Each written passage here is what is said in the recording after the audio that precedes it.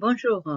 Aujourd'hui, j'ai le plaisir de vous présenter une formation que j'ai faite cette année, l'année dernière, pour un élève qui a passé en auditeur libre la formation des Bac Pro option assistant en architecture pour l'Académie de Versailles, et ça a été une réussite. Et donc, c'est pour ça que j'ai souhaité vous transmettre cette formation, parce que probablement entre vous, il y a des gens qui souhaiteraient aussi passer en auditeur libre, ou voir pendant les cours de Bac Pro, voir avec moi les aspects spécifiques concernant tout ce qui est Revit, la méthodologie BIM appliquée correctement, et tous les enjeux d'un projet d'architecture où l'assistant, évidemment, les packages des formations n'est pas exactement le même parce que c'est un accompagnement. Donc, et moi, ce que je fais, c'est de regarder justement des exemples d'examens 2024-2023, voir tous les exercices, faire une compilation et préparer cette formation avec des exemples qui sont de ma production comme architecte, et aussi bien comme des exemples d'examens, pour pouvoir aboutir à un programme de formation qui a donné satisfaction, puisque ça a été une réussite cette année. Donc, la première chose, c'est, bon, les logiciels. Évidemment, le logiciel, ça va être Revit Architecture, Navisworks Manage pour tout l'aspect coordination, AutoCAD aussi comme complément, et Twinmotion. Et puis, il y a aussi d'autres éléments d'intelligence artificielle que j'applique pendant cette formation. Donc, d'abord, la première chose, c'est de pouvoir faire comprendre à l'élève de quoi s'agit-il, parce qu'il y a un exemple à chaque année. Parfois c'est un hôpital, parfois c'est un EHPAD, parfois cette année ça a été une école. Donc, à partir de cet exemple, voir un petit peu quelle est la procédure classique à suivre pour un projet d'architecture. Évidemment, la première chose à voir, c'est les PLU locales en fonction justement de l'exemple qui va être pris en compte pour l'examen. Mais je vais aborder globalement de quoi s'agit-il. Ensuite, je vais voir aussi toutes les étapes détaillées d'un projet d'architecture pour comprendre vraiment comment on évolue et les étapes. Bien évidemment, tout ça, je l'ai fait d'une façon très générale, hein, parce que je n'ai pas le temps d'approfondir sur chaque. Et il y a aussi des compléments d'informations qu'il faut que l'élève puisse se procurer par rapport à des exemples que je peux donner aussi de mon travail professionnel. Donc, les étapes, c'est les esquisses, l'avant-projet sommaire, l'avant-projet détaillé, les permis de construire quand il y a, parce que parfois il n'y a pas, il y a une déclaration préalable, etc. Mais à chaque fois, le dossier de consultation des entreprises, de quoi s'agit-il, la direction d'exécution des travaux, et à la fin, bien évidemment, les dossiers des ouvrages exécutés. C'est toute la procédure, on va les voir sur la formation en détail. Et l'analyse également des pièces écrites. Vous savez qu'actuellement, par exemple, quand j'ai produit avec la méthodologie BIM la maquette numérique sur Revit, en même temps, je vais produire aussi le document technique qui vont nourrir les pièces écrites pour chaque lot. C'est-à-dire chaque lot, il va être constitué et nourri par rapport à l'évolution du projet, l'évolution de la maquette architecture et toutes les autres spécificités, évidemment. Donc, à partir de ces projets de référence, la première chose, c'est l'analyse du PLU et voir par rapport à ce qui a été présenté, parce que c'est des projets qui ont été réalisés, et donc voir s'il y a une correspondance, s'il n'y a pas de problème des normes, et ça permet à l'élève de comprendre que quand on aborde un projet, il faut se situer dans l'emplacement spécifique parce que à chaque fois, on peut avoir des contraintes qui sont locales. Hein. Donc, c'est pour ça que c'est tellement important d'analyser les PLU locales. L'analyse aussi également détaillée des pièces écrites. La notice architecturale. Alors, la notice architecturale, c'est très important. Pourquoi? Parce que la notice architecturale, quand elle est bien faite, elle me donne l'essentiel, la synthèse de ce qu'est le projet. Le projet à niveau de la morphologie, la constitution des espaces, l'organisation spatiale et à partir du système de construction appliqué. Et en même temps, ça me donne l'ensemble de l'esthétique utilisée pour arriver à la solution. Hein. Je dis toujours qu'à chaque programme, il y a des aspects à respecter. Hein. C'est-à-dire qu'à chaque fois, l'esthétique, la morphologie, la géométrie et puis, bien évidemment, les structures, ça va être adapté en fonction de ces programmes. Donc, la notice architecturale, comprendre et pouvoir la produire en même temps, c'est très, très important pour quelqu'un qui voudrait accompagner un architecte dans son parcours de production. Et l'analyse en rétroconception, vous savez que j'ai des formations spécifiques, ça fait pas mal de temps, parce que la rétroconception, pour moi, c'est un outil indispensable d'entraînement pour pouvoir produire pour pouvoir suivre de la construction aux premières esquisses, c'est-à-dire faire la déconstruction du projet. Et ça apprend quand l'élève il fait ça avec les outils qu'on dispose sur Revit, aussi bien pour l'architecture paramétrique que pour toutes les notions qu'on a d'utilisation des familles appliquées. Et il va pouvoir justement comprendre l'essentiel du projet en faisant la déconstruction, c'est-à-dire en allant, je dis toujours, quand on fait la déconstruction, évidemment, on ne le fait pas à partir des scans 3D, parce que sinon, on a déjà l'objet, ça, c'est pas l'intérêt. L'intérêt, c'est de pouvoir déconstruire et voir le leitmotiv, les informations qui ont été la base pour la configuration spatiale adoptée. Et évidemment, on va travailler aussi avec tous les aspects des compilations des maquettes par rapport aux différents corps d'état. Et là, j'ai mis l'accent sur la méthodologie BIM, parce que je m'arrête à analyser pourquoi on définit et comment on définit un projet BIM, d'un projet qui n'est pas BIM.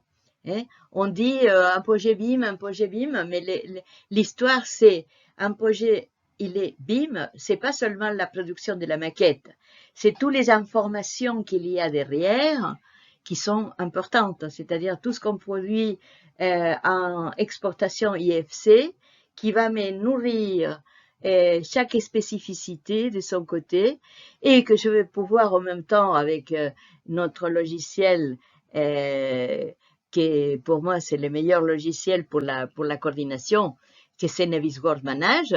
Donc avec ces logiciels, je vais pouvoir venir et faire les points, compiler les maquettes, analyser les maquettes et voir toute la méthode au pas par pas. Et parce que la méthodologie BIM, je pense qu'il y a beaucoup des blabla derrière. Hein. C'est-à-dire que moi, ce que j'essaye, c'est justement dans cette formation, comme c'est la base et comme c'est un élève qui probablement après va suivre des études d'architecte ou ingénieur, donc qu'il puisse vraiment, dès le départ, comprendre que un projet BIM, c'est pas seulement la maquette, c'est la maquette et tout ce qui va à l'intérieur, c'est-à-dire tous les objets qui sont des objets sémantisés. Un mur, c'est un mur, une porte, c'est une porte, une fenêtre, et ainsi de suite. Donc, reconnaître ça pour pouvoir l'extraire, c'est très, très important dans cette formation, et je vais de cette façon. Alors, la première partie, c'est l'analyse d'un projet architectural. et c'est l'analyse d'un programme de construction. C'est-à-dire que je vais pouvoir, dans les études, il y a études 1, 2, 3, 4, je vais pouvoir, dans chaque étude, pouvoir voir une spécificité. Hein. Soit, par exemple, je vais recevoir des documents, l'élève va recevoir des documents du CSTV et il va falloir qu'elle l'interprète pour voir si les menuiseries qui ont été adoptées pour ces projets correspondent à la demande vraiment par rapport à ce type de projet. Chaque programme a ses propres contraintes et ses propres demandes, mis à part aussi le maître d'ouvrage qui va pouvoir rajouter aussi sa propre demande. Donc, il y aura les spécificités menuiserie, éclairage, acoustique et tant d'autres. C'est-à-dire que là, ça va être incorporé. Évidemment, je n'utilise pas des logiciels spécifiques ni pour l'éclairage, seulement pour les analyses thermiques. Ça, on approfondit beaucoup dans la formation l'aspect thermique, parce que l'aspect thermique aujourd'hui, comme vous savez, c'est indispensable de la réussite de mon projet. Et il y a l'étude numéro 4 qui aborde tout l'aspect histoire de l'architecture. Histoire, c'est un peu un grand mot, mais ce qu'on va faire, c'est justement analyser les projets en question et voir par rapport à la conception, qu'est-ce que je peux détecter comme s'il y a un mouvement derrière, un mouvement classique, un mouvement, voilà, s'il y a un mouvement derrière, ou c'est simplement il y a une arithmétique qui décomposition derrière, mais pour les détecter, il faut vraiment analyser les projets à niveau de la géométrie, à niveau de l'esthétique, et à niveau des si c'est les plans, les vides, la symétrie, bon, toutes les analyses morphologiques qu'on fait dans la conception d'architecture. Donc, c'est pour ça que là, pour ça, et vous allez les voir par la suite dans les exemples, pour l'examen, on va utiliser, par exemple, des ouvrages, les œuvres de Corbusier, Mies van der Rohe, Kant, etc., etc. Et on va faire que l'élève, à côté, il puisse faire un croquis en main levée, parce que l'intérêt, c'est qu'il soit en main levée, léger, mais pour donner la synthèse, les axes, si c'est l'horizontale, si c'est la verticale, si c'est la symétrie, et quel est le leitmotiv à la base pour chaque projet. Donc c'est très intéressant et tout ça. Évidemment, ça ne remplace pas l'année qu'on a d'études approfondies sur les écoles d'archi par rapport à l'histoire de l'architecture. Mais moi, ce que je souhaite, c'est que l'essentiel puisse être reconnu et retenu. Après, il y a l'analyse aussi dans le même item analyse et projet architectural, il y a la production des documents graphiques. Alors, la production des documents graphiques, évidemment, là, on va voir, parce que la maquette du projet en question, elle est donnée, c'est-à-dire c'est une maquette Revit, comme que l'élève, il reçoit. Donc, à partir de cette maquette, il va falloir qu'il voit des coupes pour réaliser soit des détails en dixième, et soit de faire aussi des détails aussi à la main, mais évidemment avec des codes exacts, et pour qu'il puisse comprendre vraiment l'interprétation en profondeur de chaque détail. Le monde du détail technique, c'est un monde c'est un monde à part, je veux dire, parce que nous on passe notre vie à aller jusqu'au détail. En architecture, on ne peut pas faire à partir des images. À partir des images, non. Et c'est-à-dire que c'est à partir d'un système de construction, à partir de la définition de typologie des murs, des typologies des portes, des fenêtres et tout ça, on va pouvoir réaliser les détails spécifiques par exemple, l'étanchéité au dernier étage, etc., etc. Donc ça, c'est ce qui concerne l'étude numéro 1. L'étude numéro 2, c'est la réalisation d'une maquette à partir de l'original, On vous donne un plan que l'architecte il a réalisé pour la modifier en document PDF ou image. Et l'élève, il faut qu'à partir de cette image ou cet document PDF, il puisse l'insérer sur Revit et puisse réaliser la maquette de cette nouvelle configuration. Et l'intérêt de tout ça, c'est que ça, après, une fois qu'il a complété en fonction des données qui sont des données réelles, c'est-à-dire qu'il n'y a rien à inventer, c'est-à-dire qu'il va justement prendre les documents des dessins de l'architecte, il va faire la maquette et cette maquette, il va la lier à la maquette centrale, ce qui permet aussi de voir comment on rajoute, comment on fait des modifications, comment on peut rajouter la modification, et tout cela, évidemment, avec une exportation aussi en IFC, pour que tous les lots techniques qui sont en parallèle puissent recevoir ces modifications et analyser chaque détail et comment ça répercute dans les projets d'ensemble. Hein? C'est l'intérêt. C'est savoir comment ça répercute dans l'intérêt, dans les projets globaux. Et après, il y a aussi la modification des murs rideaux. Vous savez qu'actuellement, sur la version 2026, on peut vraiment travailler en fonction des murs, en fonction d'un revêtement par rapport à des pièces. On peut aussi rajouter des couches, avoir un mur multicouche, c'est-à-dire que moi que j'ai travaillé beaucoup dans la réhabilitation, évidemment, on a parfois, c'est pas tous les murs homogènes, on va avoir une partie où il y aura, disons, une épaisseur destinée à l'isolation, etc., etc. Donc là, avec la 2026, on va pouvoir faire toute cette expérience. Et dans l'étude demandée de l'examen, il y a, par exemple, vous allez le voir tout de suite, la modification d'un mur rideau pour pouvoir, par exemple, un mur rideau, changer la surface vitrée, la surface opaque avec des proportions et c'est-à-dire pour avoir un bénéfice à niveau des éclairages ou avoir une autre, un problème X à résoudre.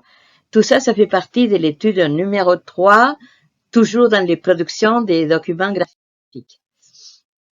Et la dernière étape, c'est l'élaboration de la formation, bien évidemment, parce que c'est une formation spécifique. Hein, je ne m'étale pas sur d'autres domaines, parce qu'il y a plein d'autres domaines, mais moi, l'intérêt, c'est tout ce qui est assistant en architecture, et c'est ça que ça m'a permis justement de former cet élève qui m'a donné une satisfaction. Il a eu vraiment un très bon résultat. Donc, ça m'a permis de faire le point avec moi-même et savoir quels sont les éléments essentiels à transmettre pour que cette formation Bac Pro assistant en architecture soit une réussite. C'est ça l'intérêt. Voilà. Donc, l'élaboration d'éléments de présentation, là, on s'éclate parce qu'on va voir Twinmotion.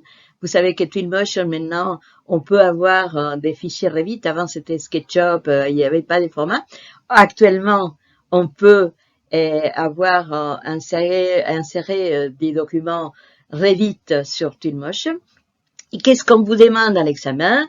La maquette et les données, c'est-à-dire la maquette avec tous les détails, façade, etc. C'est la globalité avec tous les détails techniques aussi. Qu'est-ce qu'on nous demande là? On nous demande de pouvoir faire, par exemple, l'extérieur, les analyses extérieures, faire rajouter des végétaux, rajouter des personnages et faire un aménagement. Et tout ça fait partie disons, des idées, des rendus qu'on peut avoir. On peut avoir aussi d'autres logiciels, d'autres applications, par exemple Skype ou autre, mais pour l'examen, c'est Twinmotion. C'est pour ça que je fais des points sur Twinmotion et je ne m'étale pas sur d'autres. Aujourd'hui, avec l'intelligence artificielle, on a des propositions avec l'IA, etc., etc. C'est une panoplie des possibilités qui sont vraiment extraordinaires pour jouer avec tous les aspects rendus. Et dans ça aussi, je fais faire une petite animation, c'est-à-dire un rendu, et savoir comment aussi faire une petite ou pas petite animation. Et sur les logiciels Revit Architecture aussi, pouvoir trouver les perspectives, les points de vue adaptés pour la présentation du projet, pouvoir faire la présentation à partir des rendus, faire des animations aussi sur Revit, et travailler surtout pour les rendus avec les éclairages pour pouvoir avoir un jour particulier de l'année avec des ombres portées, les jours, la nuit. Donc là, on s'étale vraiment pour tout cet aspect et inclut l'impression du document, hein, c'est-à-dire que c'est la totalité. Par exemple, dans l'exemple antérieur que je disais, la modification de la maquette, dans cette modification de la maquette, je vais pouvoir aussi travailler avec les outils d'intelligence artificielle, hein, c'est-à-dire que je vous montre justement parce que l'intérêt c'est pas de m'étaler en profondeur sur l'intelligence artificielle, mais de faire comprendre parce qu'aujourd'hui c'est de l'ordre du jour, je ne peux pas vous laisser sans connaître ces sujets. Alors là, c'est justement l'exemple des épreuves. Je vais passer assez vite pour ne pas passer longtemps avec ça, mais c'est justement l'épreuve 2, l'épreuve E21, analyse d'un projet de construction. Vous voyez qu'il y a les études des menuiseries, les études de l'acoustique, etc. Et il y a les points des histoires de l'architecture. Hein, on va et c'est là où vous allez pouvoir voir donc de faire les esquisses. Et je regarde aussi les points qui sont assignés à chaque exercice parce que évidemment, je m'arrête beaucoup plus sur les exercices qui sont mieux notés. C'est évident. Donc là, c'est la collecte des renseignements dans les documents. Voilà, bon, ça c'est la présentation, c'est pas tellement important pour la formation que je vous dis. Ça c'est le renseignement administratif. Voilà, ça c'est pour les études d'éclairage. Ok, j'insiste, je ne fais pas des logiciels spécifiques pour l'éclairage, l'acoustique. J'ai fait tout simplement les analyses pour pouvoir exporter un IFC et savoir les propriétés acoustiques, quelles sont les propriétés qu'il y a dans les projets, quelles sont les propriétés thermiques, mais je ne fais pas en particulier, ça c'est chaque spécialiste, il peut parler de ces logiciels en particulier. Voilà, là c'est les analyses d'éclairage. Là c'est pour faire justement des coupes. Ça c'est à main levée parfois, mais avec des cotes, hein, pour faire interpréter avec de la maquette et pouvoir faire des coupes en coquille. C'est tous ces, vous voyez, c'est analyse de réverbération, c'est tous ces analyses techniques, cette partie-là.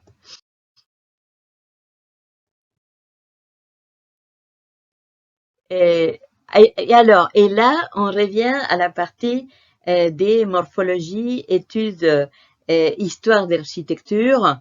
Et vous voyez, là, on va vous demander, vous allez les voir tout de suite. Voilà, c'est ça, hein, c'est-à-dire, c'est à partir, par exemple, de l'œuvre de Le Corbusier, à partir de la Bauhaus, à partir, vous avez à côté à faire un esquisse. Et c'est très important ça, parce que ça vous permet, l'élève, j'ai fait faire plein plein de croquis dans mes cours aussi, croquis à main levée, parce que les croquis à main levée agissent avec la mémoire. C'est pas du tout la copie d'image ni l'intelligence artificielle. Ça vient, c'est personnel et ça vient d'un travail et d'interprétation de la morphologie, de la géométrie et de l'esthétique particulière d'une œuvre dans l'histoire. Bon, tout ça, vous allez les voir dans la formation aussi. J'insiste sur cet aspect parce que je crois que c'est aussi une base pour la conception pour l'architecte indispensable pour pouvoir créer ces projets. Parce qu'aujourd'hui, je vois vraiment des projets qui partent dans un sens dans tous les domaines et avec des normes, des classements, etc. mais sans aucun fil conducteur. Donc, sans fil conducteur, il n'y a pas de projet. Les projets, c'est les résultats d'une morphologie, d'une fonctionnalité et d'une structure de base, d'un système de construction. Et ça, par exemple, c'est aussi, ça permet, dans la maquette elle-même, qu'on vous donne, on vous fait faire des analyses des surfaces. Et ça, vous savez, sur Revit, on peut faire des analyses des pièces et des analyses, là, par exemple, on demandait les surfaces des chambres, les surfaces des couloirs publics, privés. Donc, ça, il faut les faire, il faut produire et il faut produire derrière les tables pour surfacique. Et pareil, j'ai fait faire aussi, par exemple, dans l'exemple de la modification du projet, je vais faire les tables de nomenclature liées à l'extraction des matériaux pour savoir les études de prix, etc., d'une façon globale, savoir tous les outils qu'on a pour les tables de nomenclature sur Revit appliquées à un projet d'architecture. Et ça, c'est l'analyse des documents graphiques. Voilà. Voilà. Donc, là, c'est de faire des... Là, vous voyez, c'est à nouveau, c'est de la production des détails, et détails à une échelle importante, 1/10, parce que les détails, ça vous apprend énormément. L'architecture, c'est dans tous les détails, on disait. Donc, s'il faut produire, il faut vraiment comprendre un détail d'étanchéité, par exemple, avec la clôture, avec la toiture, un détail de toutes les couches avec les épaisseurs qui correspondent à la couche thermique et faire les analyses des lambda pour savoir si vous êtes vraiment dans les normes par rapport à l'isolation, et tout ça, on les fait, des exercices par rapport à l'exemple, et des exercices que j'ai moi-même de toute ma production, de toute ma vie en architecture, avec tous les projets que j'ai dû réaliser. Bon, voilà. Ça, c'est la modification que je disais, la modification du rez-de-chaussée. Vous voyez que là, il y a les secteurs qui va être modifiés. Et puis, voilà, avec des portes qui vont être rajoutées, des portes spécifiques. Et bon, ça, c'est par rapport à la maquette des modifications.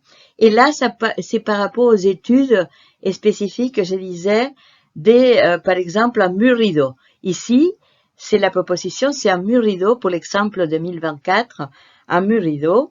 Et donc, c'est pouvoir changer la proportion de la surface vitrée, de la surface opaque, en gardant bien évidemment l'aspect esthétique des proportions de la façade. On ne peut pas faire n'importe quoi.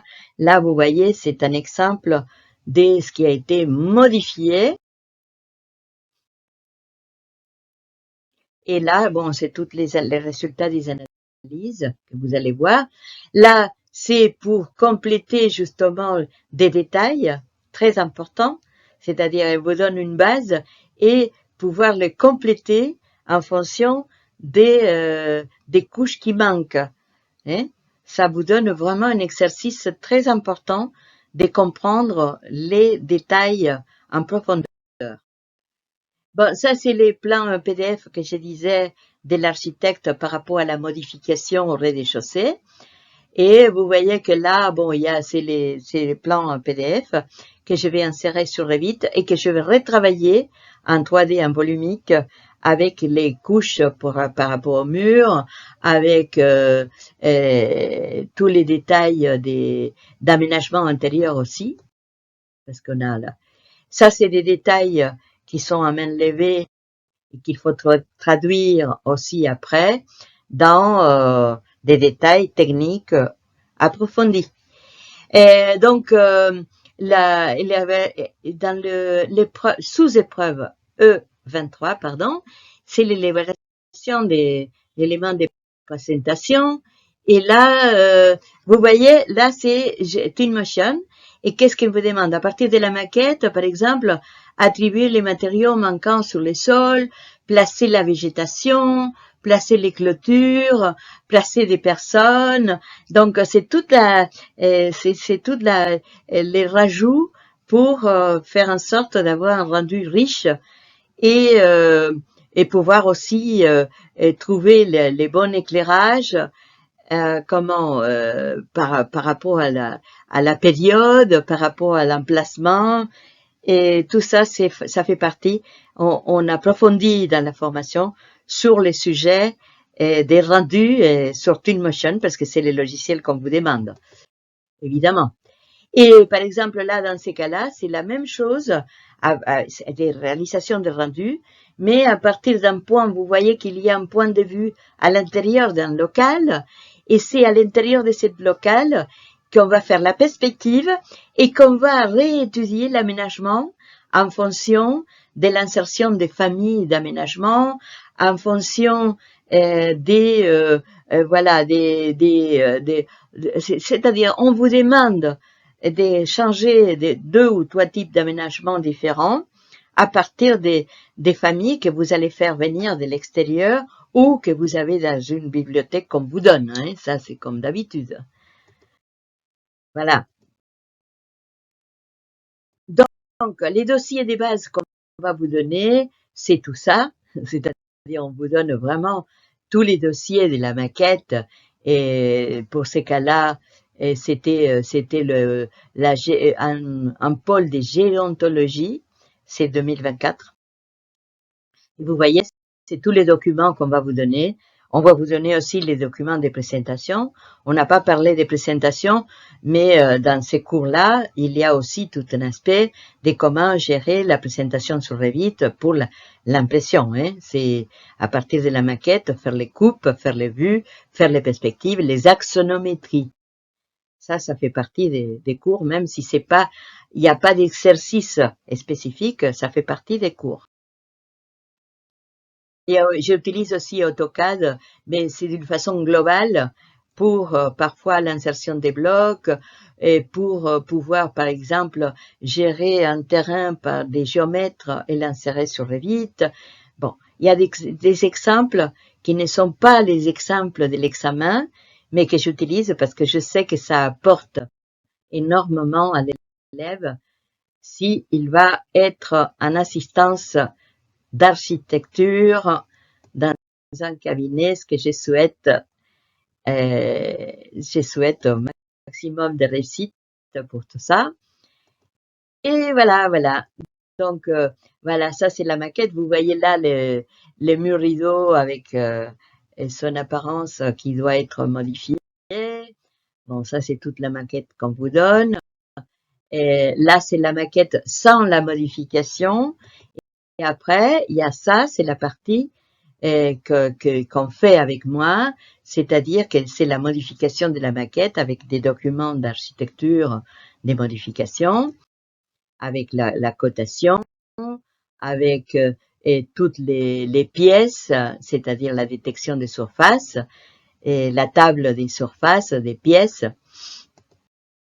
Bref, on complète et on rajoute un IFC ou par lien direct en Revit, parce que là c'est Revit, donc c'est pas la peine de faire IFC. On crée un lien avec la maquette, l'existant. Voilà, ça c'est l'exercice que l'élève il a fait avec la préposition de la nouvelle maquette rajoutée à l'ancienne. Et voilà. Donc, et voilà. Et donc, là, vous voyez que ça se rajoute en rez-de-chaussée.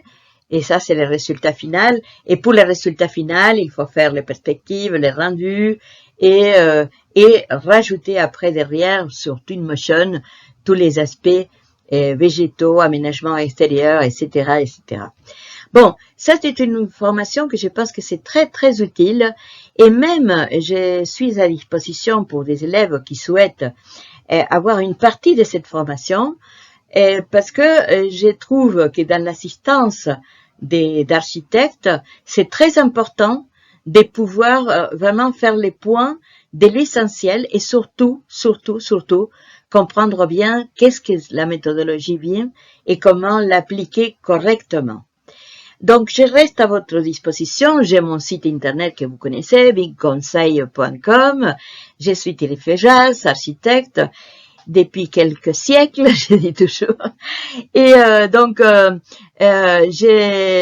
j'attends aussi des likes si ça vous plaît. J'attends aussi des commentaires. Et puis, bon, je reste à votre disposition. Et j'espère que ça vous convient cette formation. Je suis persuadée que c'est très pratique et utile. Voilà, merci beaucoup et à très bientôt.